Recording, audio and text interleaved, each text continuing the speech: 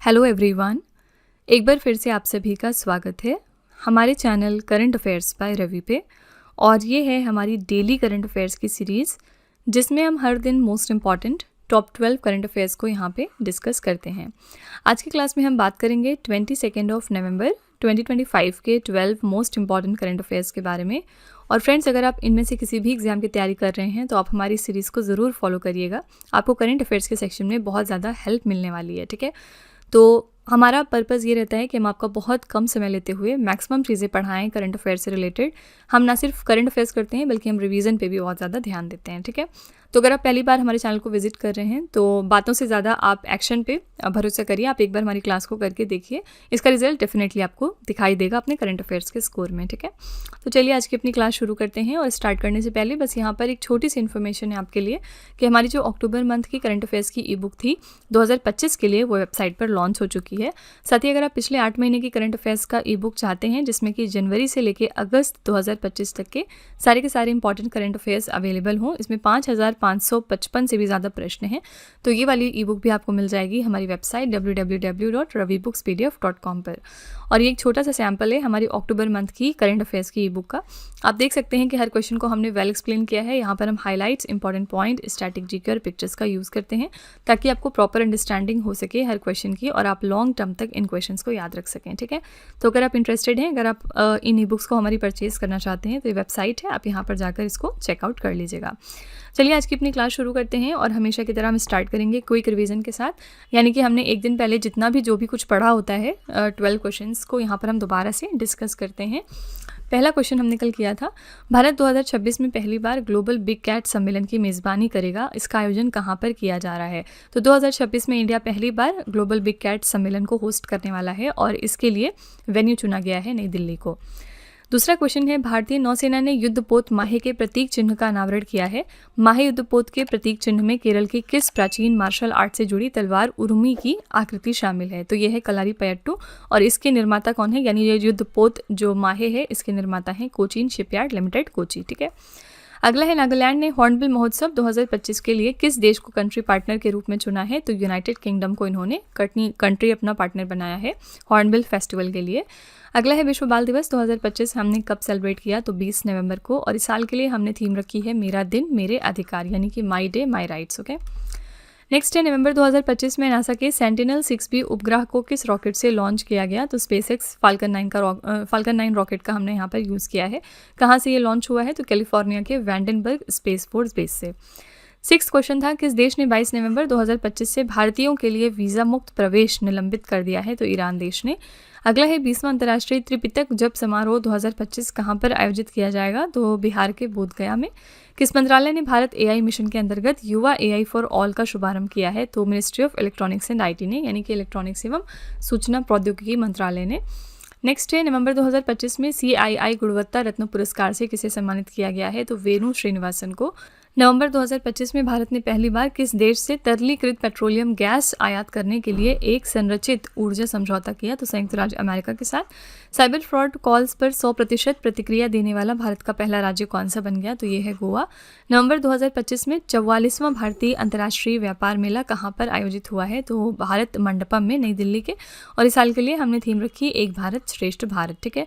यहाँ पर भागीदार राज्य कौन कौन से हैं। बिहार, महाराष्ट्र, राजस्थान और उत्तर प्रदेश। विशेष राज्य था झारखंड, ठीक है। ये हमारे कल के most important top 12 current affairs थे। इनके बारे में कल हमने बहुत डिटेल में चर्चा की थी। अगर आप और ज़्यादा अच्छे तरीके से हर क्वेश्चन को समझना चाहते हैं तो आप हमारा कल का लेक्चर रेफर करिएगा, ठीक है।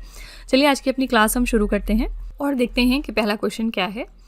आज का पहला क्वेश्चन है, नवंबर 2025 में इंदिरा गांधी शांति पुरस्कार 2024 से किसे सम्मानित किया गया है। तो किसको दिया गया है इंदिरा गांधी पीस प्राइज 2024 का। करेक्ट आंसर यहाँ पे हो जाएगा मिशेल बैचेलेट, ठीक है। सी ऑप्शन यहाँ पे करेक्ट है। आइए देखते हैं ये कौन है। तो चिले की ये पूर्व राष्ट्रपति हैं, इनको इंदिरा गांधी शांति पुरस्कार दिया गया है। ये पुरस्कार कांग्रेस संसदीय दल के अध्यक्ष सोनिया गांधी द्वारा नई दिल्ली में प्रदान किया गया। मिशेल बैचेलेट को ये पुरस्कार क्यों दिया जा रहा है। इनके लैंगिक समानता, मानवाधिकार और लोकतंत्र में सुधार के लिए उनके काम के उपलक्ष्य में, ठीक है। इंदिरा गांधी शांति पुरस्कार की बात करेंगे तो ये भारत की पूर्व प्रधानमंत्री इंदिरा गांधी के सम्मान में दिया जाता है। इसे इंदिरा गांधी शांति निरस्त्रीकरण और विकास पुरस्कार के रूप में भी हम जानते हैं। इसकी स्थापना हुई थी वर्ष 1986 में, ठीक है। तो इस साल जो इंदिरा गांधी पीस प्राइज़ है 2024 के लिए, वो मिला है चिले की पूर्व राष्ट्रपति मिशेल बैचेलेट को। ठीक है, तो ये फैक्ट आप याद रखिएगा। इसी के साथ चलिए हम कुछ इंपॉर्टेंट 2025 के पुरस्कार और सम्मान एक बार दोबारा से रिवाइज कर लेते हैं।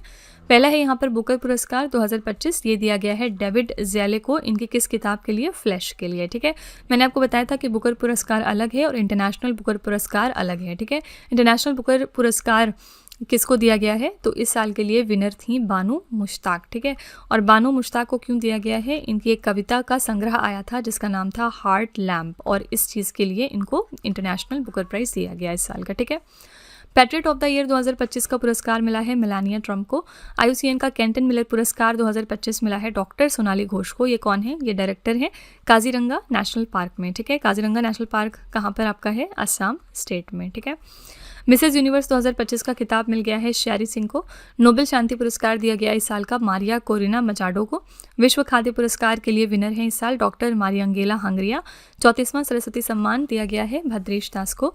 एबल पुरस्कार जो कि मैथमेटिक्स के फील्ड में दिया जाता है, ये इस साल मिला है मसाकी काशिवारा को, और ये जापान देश को बिलोंग करते हैं। ठीक है, इसी के साथ ये पहले जापान के व्यक्ति हैं जिनको कि एबल पुरस्कार दिया गया। अगला है world press photo of the year 2025 के लिए विनर हैं समर अबू एलॉफ।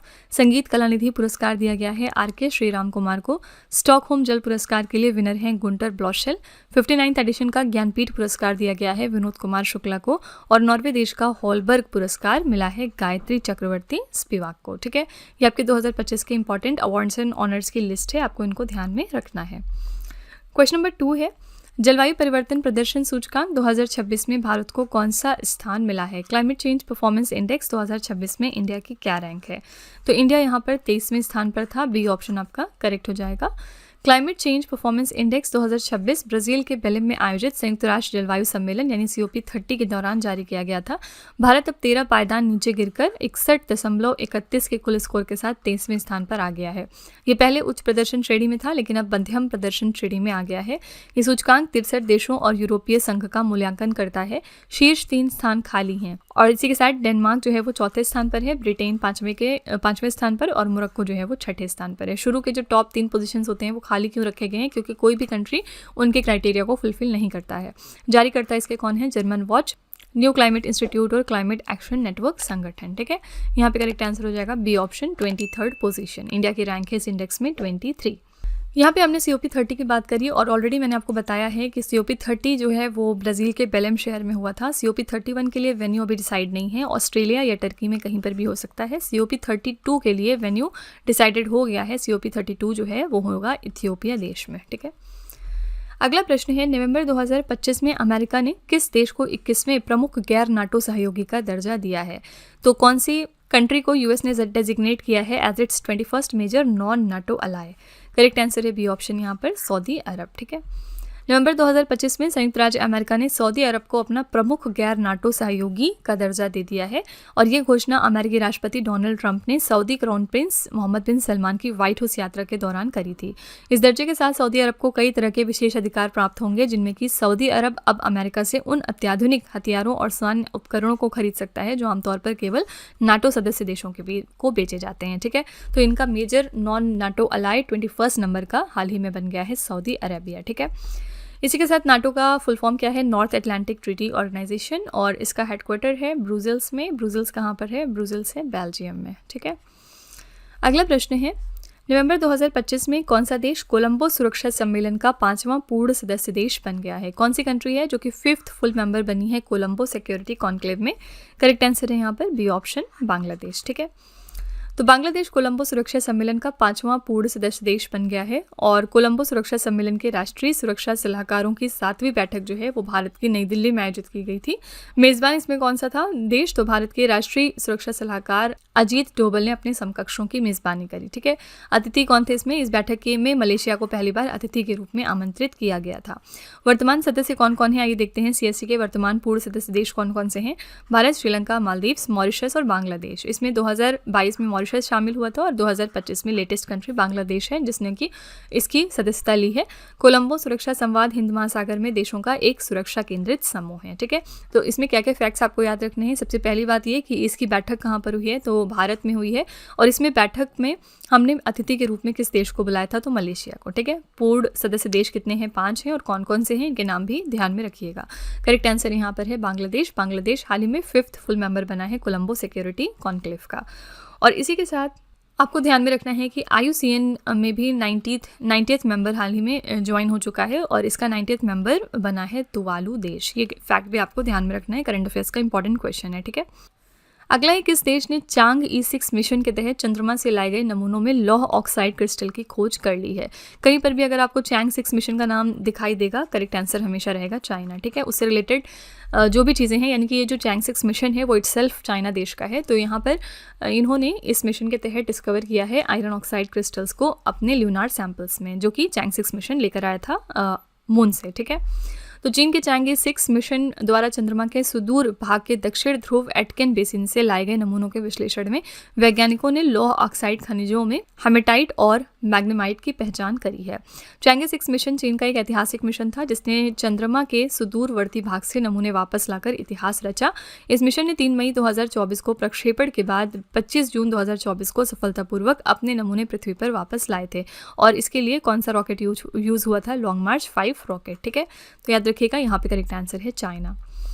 अगला प्रश्न है किस खिलाड़ी ने लगातार दूसरी बार टेनिस ATP फाइनल्स का खिताब जीत लिया है। तो टेनिस ATP फाइनल्स का जो टाइटल है वो दूसरी बार लगातार जीता है जानिक सिनर ने। ठीक है, सी ऑप्शन यहाँ पे करेक्ट हो जाएगा। इटली के प्लेयर हैं ये और इन्होंने ATP फाइनल्स टूर्नामेंट का खिताब जीत लिया। उन्होंने लगातार दूसरी बार ये खिताब अपने नाम कर लिया। जानिक सिनर ने वर्ल्ड नंबर 1 कार्लोस अल्कराज को फाइनल में 7-6, 7-5 से हराया था। पुरुष युगल में विजेता हैं हैरी हेलियोवारा जो कि फिनलैंड से हैं और हेनरी पैटन जो कि ब्रिटेन से हैं। और ये इवेंट हुआ कहाँ पर था, इटली के ट्यूरिन शहर में। ठीक है, यहाँ पर कंट्रीज देख लेते हैं एक बार। कार्लोस अल्कराज जो है वो स्पेन देश को बिलोंग करते हैं। नोवाक जोकोविच जो है वो सर्बिया की तरफ से खेलते हैं। जानिक सिनर इटली के प्लेयर हैं और डेनियल मेडवेडेव जो हैं ये आपके रशियन प्लेयर हैं। सबकी कंट्रीज आपको पता होनी चाहिए। ठीक है, अगला प्रश्न है हरियाणा के कुरुक्षेत्र में आयोजित 10वें अंतर्राष्ट्रीय गीता महोत्सव 2025 का साझेदार देश और भागीदार राज्य कौन सा है। ये जो चीज़ें हैं यहीं से एक क्वेश्चन बनता है आपके एग्जाम में, भागीदार राज्य और साझेदार देश कौन से हैं इसमें। करेक्ट आंसर हो जाएगा इंग्लैंड और मध्य प्रदेश। ठीक है, साझेदार देश है इंग्लैंड और भागीदार राज्य है यहाँ पर मध्य प्रदेश। हरियाणा के राज्यपाल असीम कुमार घोष ने कुरुक्षेत्र में सरस एवं शिल्प मेले के साथ ही 21 दिन का ये 10वां अंतर्राष्ट्रीय गीता महोत्सव शुरू किया, इसका शुभारंभ किया। अंतर्राष्ट्रीय गीता महोत्सव 2025 के लिए इंग्लैंड को साझेदार देश घोषित किया गया और मध्य प्रदेश अंतर्राष्ट्रीय गीता महोत्सव 2025 का भागीदार राज्य बना है। ठीक है, करेक्ट आंसर है ए ऑप्शन। यहाँ पर ये क्वेश्चन जरूर आप ध्यान में रखिएगा। साथ ही ये याद रखिएगा कि इंटरनेशनल गीता महोत्सव इस साल का कहाँ पर हो रहा है, तो हरियाणा स्टेट में। ठीक है, अगला है नवंबर 2025 में किस देश को एशिया क्षेत्र के लिए कोडेक्स एलिमेंटेरियस कमीशन की कार्यकारी समिति के लिए फिर से चुन लिया गया है। तो इंडिया को फिर से चुन लिया गया है, बी ऑप्शन यहाँ पे करेक्ट है भारत। ठीक है, तो ये चुनाव रोम इटली में खाद्य और कृषि संगठन मुख्यालय में 10 से लेकर 14 नवंबर 2025 तक आयोजित कोडेक्स एलिमेंटेरियस कमीशन के 48वें सत्र के दौरान हुआ है। भारतीय प्रतिनिधिमंडल का नेतृत्व यहाँ पर राजीत पुन्हानी ने किया। ये FSSAI यानी food safety and standards authority of India के CEO हैं। इस पुनः चुनाव के साथ एशिया क्षेत्र के लिए भारत के प्रतिनिधित्व का कार्यकाल 2027 में CAC 50 के समापन तक बढ़ा दिया गया। ठीक है, कोडेक्स एंटी मलेरियस कमीशन क्या है, ये FAO और विश्व स्वास्थ्य संगठन द्वारा संयुक्त रूप से स्थापित एक अंतर्राष्ट्रीय निकाय है। इसकी स्थापना हुई थी 1963 को। इसके अध्यक्ष हैं एलन एजेगले, ये केन्या देश को बिलोंग करते हैं। सदस्य इसमें कितने हैं, 189, 188 सदस्य देशों और यूरोपीय संघ सहित। ठीक है, तो यहाँ पे आपका करेक्ट आंसर है भारत। भारत को फिर से रीइलेक्ट किया गया है इसकी एग्जीक्यूटिव कमिटी में। ठीक है, और इसी के साथ यहाँ पर FAO की हेडक्वार्टर की बात करेंगे तो FAO यानी कि फूड एंड एग्रीकल्चर ऑर्गेनाइजेशन का हेडक्वार्टर है रोम इटली में। और यहाँ पर WHO है वर्ल्ड हेल्थ ऑर्गेनाइजेशन, इसका हेडक्वार्टर कहाँ पर है, स्विट्जरलैंड के जेनेवा शहर में। ठीक है, अगला क्वेश्चन है कैम्ब्रिज डिक्शनरी ने 2025 के लिए किस शब्द को अपना वर्ड ऑफ द ईयर चुना है। अलग अलग डिक्शनरीज अपना अलग अलग वर्ड ऑफ द ईयर बनाती हैं और कैम्ब्रिज डिक्शनरी ने अपना वर्ड ऑफ द ईयर चुना है पैरा सोशल को। डी ऑप्शन यहाँ पे करेक्ट है। पैरा सोशल का मतलब क्या होता है? कैम्ब्रिज डिक्शनरी द्वारा शुरू किए गए पैरा सोशल शब्द एक तरफा रिश्तों को दर्शाता है जिसमें कोई व्यक्ति किसी अपने पसंदीदा सेलिब्रिटी के साथ जुड़ाव महसूस करता है, साथ ही उनके जीवन से बहुत ज़्यादा प्रभावित भी होता है। ठीक है, तो ये वन साइडेड रिलेशनशिप होता है बेसिकली। साल 2025 के लिए विभिन्न डिक्शनरी द्वारा चुने गए वर्ड ऑफ द ईयर, ये ज़रूर आप याद रखिएगा, यहाँ से SSC में ज़रूर एग्जाम में क्वेश्चन पूछा जाता है। कॉलिन डिक्शनरी का वर्ड ऑफ द ईयर इस साल के लिए था वाइब कोडिंग। दूसरा है डिक्शनरी.com, इनका वर्ड ऑफ द ईयर था 6-7 और ऑक्सफोर्ड डिक्शनरी ने अपना वर्ड ऑफ द ईयर बनाया था ब्रेन रॉट को। ठीक है, अगला है नवंबर 2025 में किस खिलाड़ी को ऑस्ट्रेलिया के सर्वोच्च खेल सम्मान डॉन पुरस्कार से सम्मानित किया गया? कौन से प्लेयर हैं जिनको कि ऑस्ट्रेलिया का हाईएस्ट स्पोर्टिंग ऑनर दिया गया जिसका नाम है डॉन अवार्ड? आंसर हो जाएगा ऑस्कर पियास्त्री। ठीक है, ए ऑप्शन। ऑस्ट्रेलियाई फॉर्मूला 1 ड्राइवर हैं ऑस्कर पियास्त्री। इनको 2025 सीजन में उनके शानदार प्रदर्शन के लिए देश का सर्वोच्च खेल सम्मान डॉन अवार्ड प्रदान किया गया। ये जो अवार्ड है प्रतिवर्ष sport Australia hall of the fame द्वारा दिया जाता है और ये पुरस्कार उन एथलीटों को सम्मानित करता है जिन्होंने बीते वर्ष राष्ट्र को प्रेरित किया होता है। ठीक है, ये पुरस्कार क्रिकेट महानायक सर डोनाल्ड ब्रैडमैन के नाम पर रखा गया है। करेक्ट आंसर है ऑस्कर पियास्त्री। इनको ऑस्ट्रेलिया का highest sporting honour Don award दिया गया है। क्वेश्चन नंबर 11 है QS world university sustainability rankings 2026 में कौन सा विश्वविद्यालय है जो भारत की तरफ से शीर्ष स्थान पर रहा? QS world university sustainability rankings release हो चुकी हैं और इंडिया की तरफ से फर्स्ट पोजीशन पर कौन सा इंस्टीट्यूट था? आंसर है IIT दिल्ली। ठीक है, तो QS world university sustainability ranking को शिक्षा विश्लेषण संस्थान क्यूएस एनुअली जारी करता है। इसमें IIT दिल्ली, IIT बॉम्बे और IIT खड़गपुर जैसे प्रमुख संस्थानों की रैंकिंग में गिरावट देखी गई। ठीक है, यहाँ आप देख सकते हैं कि गिरावट किस तरह आई। पहले हमारी रैंक थी IIT दिल्ली की 171 इस रैंकिंग में, लेकिन अब 205 हो गई है। IIT बॉम्बे की पहले रैंक थी 235 और ये अब एक रैंक गिर गया है, 236 पर आ गया है। IIT खड़गपुर की पहले रैंक थी 202 और अब ये 236 पर आ गया है। तो कुल प्रतिनिधित्व के मामले में भारत चौथे स्थान पर रहा, अमेरिका, चीन और UK के बाद। ठीक है, क्यूएस सस्टेनेबिलिटी रैंकिंग में शीर्ष 3 विश्वविद्यालय कौन से हैं? पहला है लुंडा विश्वविद्यालय, स्वीडन में है। यूनिवर्सिटी ऑफ टोरंटो, कनाडा, ये दूसरे नंबर पे था। University college London, United kingdom का तीसरे नंबर पर था। ठीक है, इंडिया की तरफ से पहले पोजीशन पे कौन सी इंडियन यूनिवर्सिटी थी? तो IIT दिल्ली। अगला प्रश्न है नवंबर 2025 में प्रधानमंत्री मोदी ने दक्षिण भारत प्राकृतिक कृषि शिखर सम्मेलन का उद्घाटन कहाँ पर किया है? तो south India natural farming summit का जो इनॉग्रेशन है वो हाल ही में हो गया है तमिलनाडु के कोयम्बटूर में। ठीक है, बी ऑप्शन करेक्ट हो जाएगा। प्रधानमंत्री मोदी जी ने दक्षिण भारत प्राकृतिक कृषि शिखर सम्मेलन का उद्घाटन तमिलनाडु के कोयम्बटूर में किया और ये शिखर सम्मेलन कोडीसिया ट्रेड फेयर कॉम्प्लेक्स कोयम्बटूर में आयोजित किया गया था।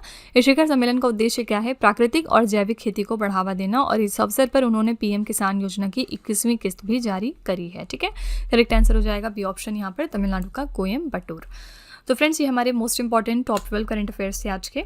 आई रियली होप कि आपको क्लास पसंद आई होगी और हमेशा की तरह हम लास्ट में आपके लिए एक छोटा सा टेस्ट रखते हैं ताकि आप खुद को एनालाइज कर सकें। आज का पहला क्वेश्चन है आपके लिए, नवंबर 2025 में अमेरिका ने किस देश को 21वें प्रमुख गैर नाटो सहयोगी का दर्जा दिया है? दूसरा प्रश्न है किस खिलाड़ी ने लगातार दूसरी बार टेनिस ATP फाइनल्स का खिताब जीता है? और तीसरा प्रश्न है कैम्ब्रिज डिक्शनरी ने 2025 के लिए किस शब्द को अपना वर्ड ऑफ द ईयर चुना है? ठीक है, तो ये 3 क्वेश्चन आपके लिए हैं एज अ होमवर्क और इनका जवाब आपको कॉमेंट सेक्शन में जाकर लिखना है। और इसी के साथ हमारी क्लास यहाँ पर एंड होती है। आपको आज की क्लास कैसी लगी है आप अपना फीडबैक कमेंट में ज़रूर लिखिएगा। साथ ही अगर आपको लगता है कि इसमें कुछ इंप्रूव होना चाहिए तो आप अपना व्यू भी कमेंट में लिख सकते हैं ताकि हम उसको इम्प्लीमेंट कर सकें। ठीक है, तो इसी तरह के बेस्ट क्वालिटी कंटेंट और अच्छी प्रिपरेशन के लिए हमारे चैनल के साथ जुड़े रहिए। मिलते हैं अगली क्लास में एक और इंपॉर्टेंट टॉपिक के साथ। Till then stay tuned. Thank you so much for watching. Also don't forget to like, share and subscribe our channel. Friends, यहाँ पे वीडियो को एंड करने से पहले मैं आपको एक छोटी सी इन्फॉर्मेशन दे दूँ कि अगर आप इंग्लिश मीडियम में ज़्यादा कंफर्टेबल हैं, यानी कि अगर आप करंट अफेयर्स को और स्टैटिक GK को इंग्लिश मीडियम में पढ़ना प्रेफर करते हैं तो इसके लिए आप हमारे चैनल रवि अदिति क्लासेस को सब्सक्राइब कर सकते हैं। इसके अलावा अगर आपको बुक्स चाहिए प्रिंटेड फॉर्मेट में तो ये आपको मिल जाएगी हमारी वेबसाइट www.raviaditipublication.com पर और ये आपके घर तक भी डिलीवर की जाएंगी। तो फिलहाल आपके लिए हमने लॉन्च किया है GS का 1 लाइनर 25,000 प्लस एग्जाम फैक्ट का बुक, जहाँ पर सभी इंपॉर्टेंट क्वेश्चंस को हमने कवर किया है। साथ ही यहाँ पे आपको जनरल साइंस, GK और NCERT के नोट्स वगैरह भी मिल जाएंगे। इसके अलावा अगर आपको ई बुक्स चाहिए तो ये आपको ईमेल के थ्रू इंस्टेंटली डिलीवर की जाएगी और ये मिलेगी आपको हमारी वेबसाइट www.ravibooks.pdf.com पर। तो यहाँ पर आप देख सकते हैं कि जनवरी से लेकर मई यानी कि लास्ट 5 मंथ का करंट अफेयर्स का ई बुक हमने लॉन्च किया है आपके लिए। इसके अलावा मंथली और ईयरली ई बुक्स भी मिल जाएंगी। साथ ही 11,000 प्लस GK GS का बुक भी आपके लिए अवेलेबल किया गया है। ठीक है, तो अगर आपको इनमें से कोई भी ई बुक चाहिए तो इस वेबसाइट पर जाके आप इनको परचेज कर सकते हैं। साथ ही ये हमारा मोबाइल एप्लीकेशन है जिसका नाम है रवि स्टडी ऐप। अगर आपको इस वीडियो का फ्री PDF चाहिए तो आप यहाँ पर जाके इसको डाउनलोड कर सकते हैं। इस एप्लीकेशन में और भी चीज़ें हैं आपके लिए, जैसे कि GS की टेस्ट सीरीज़, करंट अफेयर्स के नोट्स, यूट्यूब के वीडियो नोट्स, करंट अफेयर्स की ई बुक्स, GK GS की ई बुक्स एट्सेट्रा। ठीक है, तो आप इस एप्लीकेशन को डाउनलोड करके फर्दर एक्सप्लोर कर सकते हैं। और सभी वीडियोस और ई बुक से रिलेटेड जो अपडेट्स हैं वो आपको मिलेगी हमारे telegram channel current affairs by Ravi पर। तो इसको भी आप ज़रूर ज्वाइन कर लीजिएगा जिससे कि आप हमारे सारे न्यू लॉन्चेस से अपडेटेड रहें। ठीक है।